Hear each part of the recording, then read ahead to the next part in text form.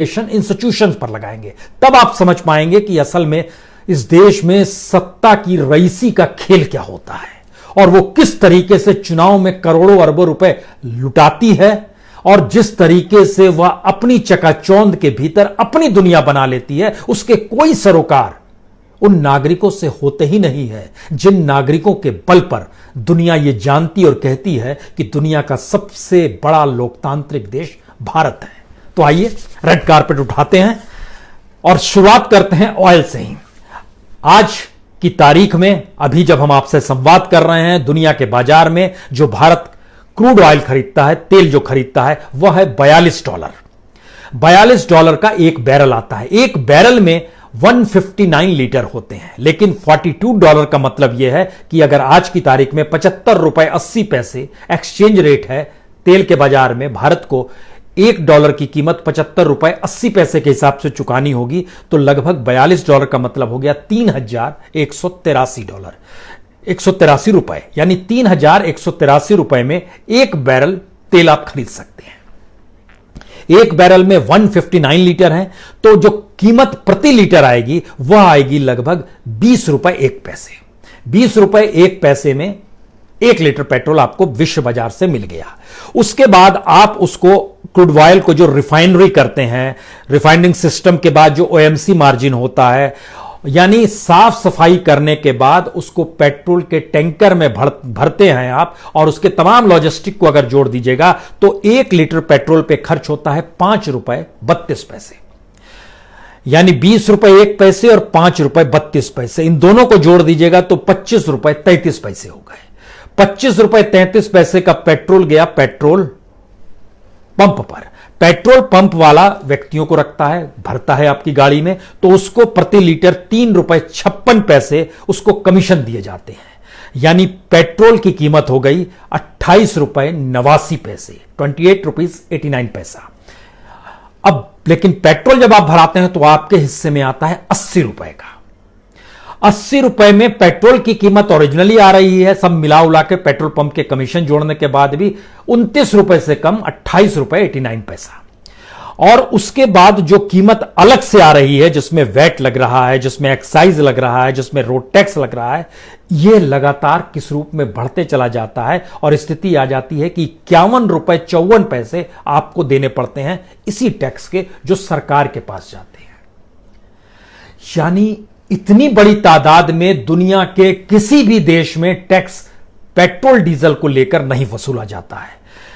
अब आप सोचिए कि हम जिस स्थिति में आपसे आज बात कर रहे हैं, इसमें 1-2 तारीख और आपको लिए चलते हैं। मान लीजिए जब ये साल शुरू हुआ, 2020 शुरू हुआ, तो 1 जनवरी को जो $67 विश्व बाजार में था और आज की तारीख में है $42।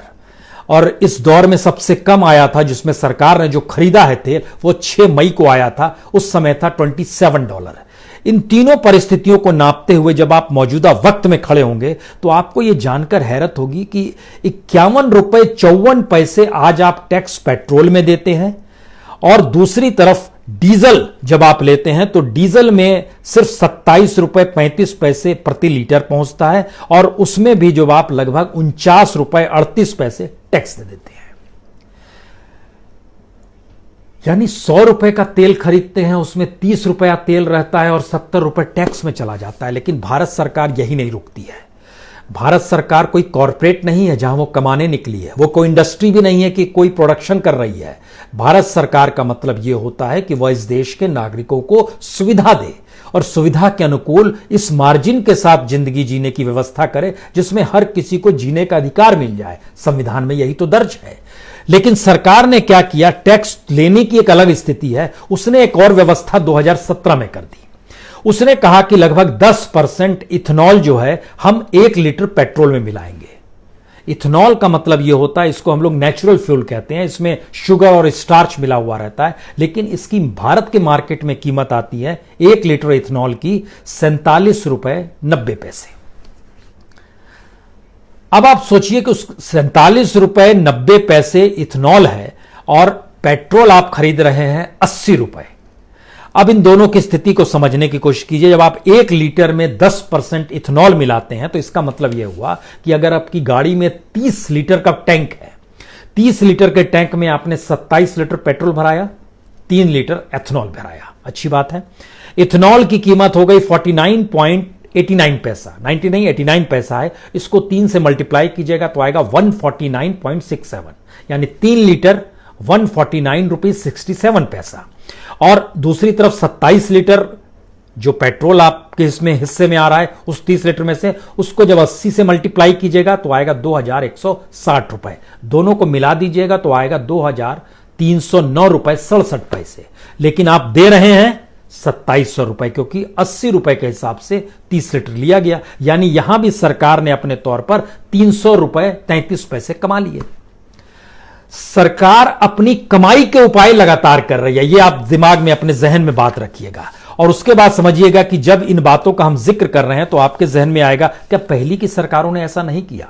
पहली की सरकारों पर भी आते हैं, खासतौर से नवंबर 2014 आते हैं। तब तक मौजूदा मोदी गवर्नमेंट जब सत्ता में आ गई थी 2014 में, तब तक उसका ध्यान पेट्रोल डीजल पर नहीं गया था। पहली बार नवंबर में ही गया था। नवंबर 2014 में जो एक्साइज ड्यूटी थी पर लीटर वह 9 रुपए 20 पैसे थी पेट्रोल पर, और डीजल पर थी 3 रुपए 46 पैसे। दोनों स्थिति आपने देख ली। उसके बाद पहला झटका सरकार ने 2017 में दिया, जो 9 रुपए 20 पैसे प्रति लीटर एक्साइज था उसको बढ़ा के कर दिया 21 रुपए 48 पैसे। यानी 2017 में कमाल हो गया, लगभग 2.5 गुने से ज्यादा। और डीजल में तो और कमाल हो गया, 3 रुपए 46 पैसे जो एक्साइज टैक्स था वह 2017 में बढ़कर अगस्त 2017 में 15 अगस्त लाल किला प्राचीर जी 17 रुपए 33 पैसे पर पहुंच गया। यानी डीजल और पेट्रोल की कीमत लगभग एक बराबर आने की शुरुआत 2017 में होती है। और मई जो लास्ट ईयर का, जो लास्ट महीने का जब ये जानकारी आई, उसमें 5 मई 6 मई को सरकार ने बढ़ाकर एक्साइज ड्यूटी कर दी 32 रुपए 98 पैसे। इसमें रोड सेस भी जोड़ दिया गया। सड़क पता नहीं बन रही है नहीं बन रही है, सड़क की जरूरत अभी है नहीं है, लेकिन उसका सेस सरकार ने लेना चाहा और 32 रुपए 98 पैसे एक्साइज ड्यूटी हो गया। तो 2014 में 9 रुपए था, यहां 32-33 रुपए हो गया। डीजल में 3 रुपए 46 पैसे था, वो बढ़कर 31 रुपए 83 पैसे हो गया। इसी तरीके से वैट भी बढ़ा है। वैट 20% था 2014 में, जो आज की तारीख में 30% हो गया। डीजल में 12.5% था, जो बढ़कर 30% हो गया। अब इसका असर क्या है और सरकार की कमाई क्या है और उस पैसे का क्या उपयोग हो सकता है, हम इस पर भी आए।